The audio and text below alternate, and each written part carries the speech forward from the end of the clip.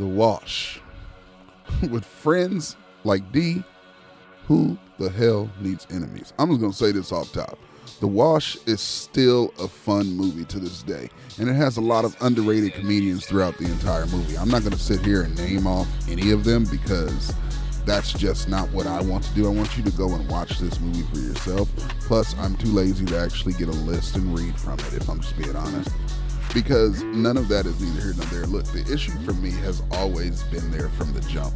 Snoop's character from the opening of the movie, this crusty, broke pimp wannabe looking at boy, is causing problems for Sean Dre's character literally from jump.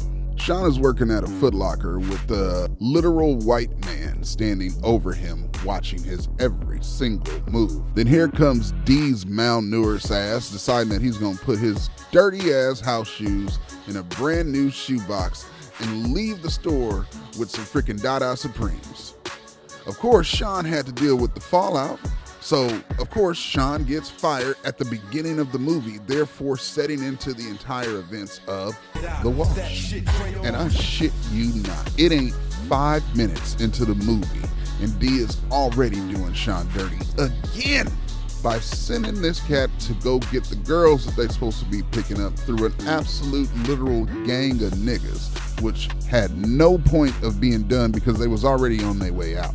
Then, when Napoleon Gangster, played by Corrupt, was about to peel Sean's muffin cap back blue, this nigga Dee starts up the goddamn car.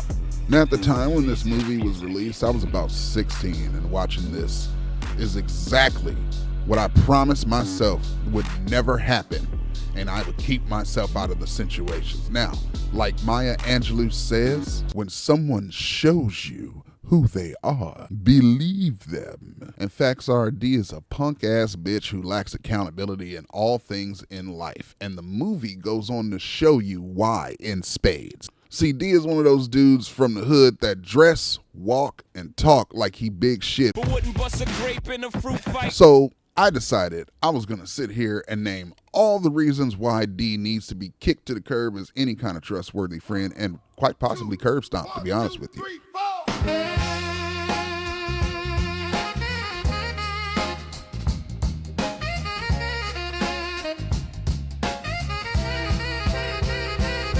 Y'all know me.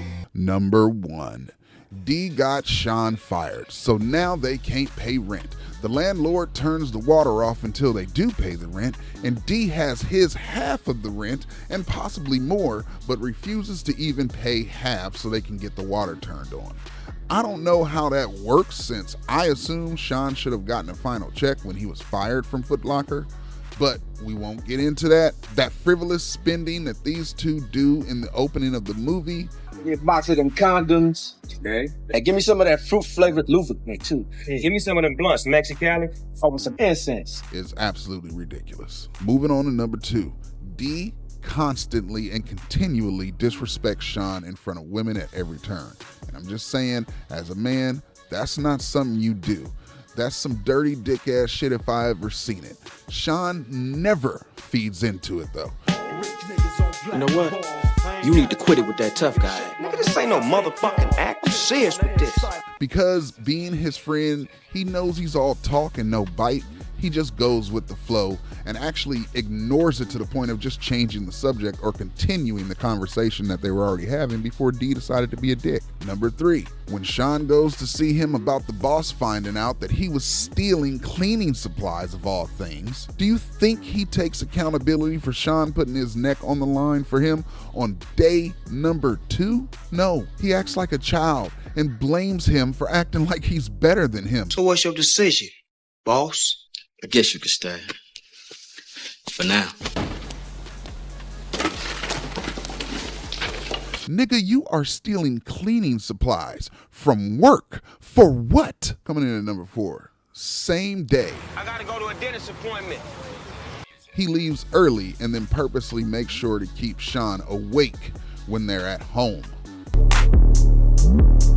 Number 5, while keeping him awake at home, he then fronts on Sean like he's some kind of pimp, and Sean is just an inconvenience at suckling at the teat of Dee's mercy.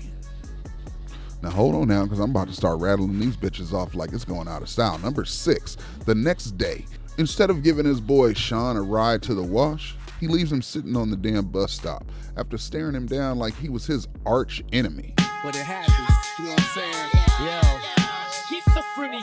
saying? Number 7, next up, by the midpoint of the movie, Dee has had at least 3 different girls, and finally, Sean sees a girl he likes. Now granted, Sean lies about his job in an effort to get a date, but when he brings her home, Dee makes sure to cock block his ass at every single turn. He makes sure to make her as uncomfortable for her as possible by blasting his music, being rude, talking about Sean's real job. Anything that everybody would look at this nigga and be like, that's it, I gotta bust up on that door and beat that nigga's ass. Side note, shout out to Sean Fantino, otherwise known as Franklin from GTA, to I don't know, mostly everyone. He's actually in this movie. He does a pretty goddamn good job. Coming in at number 9. Sean tells Dee to keep the weed sales on the low when he catches him doing it out in front of the wash. Not stop, mind you, but on the low, because he already on the chopping block for stealing cleaning supplies. But Dee, ignorant ass, is the equivalent of arguing with people online. You came to that conclusion after hearing my opinion on a single character from that show. It's all I need to know. It's a red flag that you don't like that character. You guys all think the same. Yeah, I'm 90% sure you've never heard anyone voice his opinion. Otherwise, you would have rehearsed a response that wasn't an insult. I never insulted you, stupid. I only stated facts. You want to know why your logical argument can't seem to win people over? It's because of people like this on the other end. Logic and accountability need not apply when appealing to these types of people. What do you mean, you people? And don't think I'm just talking about black people either.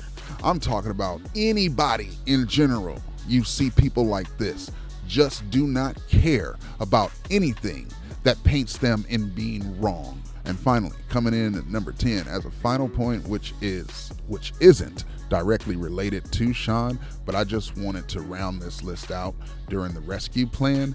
After Vicky, the girl he enlisted to run interference, finds Mr. Washington, Where you at? I don't know. I think it's that one right there. he decides that he's gonna yell out like he was the one who found out what room he was in. Hey, Vicky, here he is in here. It's like, nigga, who was this for? Who were you trying to show out for? Anyway, my point is, The Wash is actually a really fun movie. And I know some people will point out the fact that Dee got in the way of Chris, who was played by Eminem, and stopped him from gunning him down on the spot.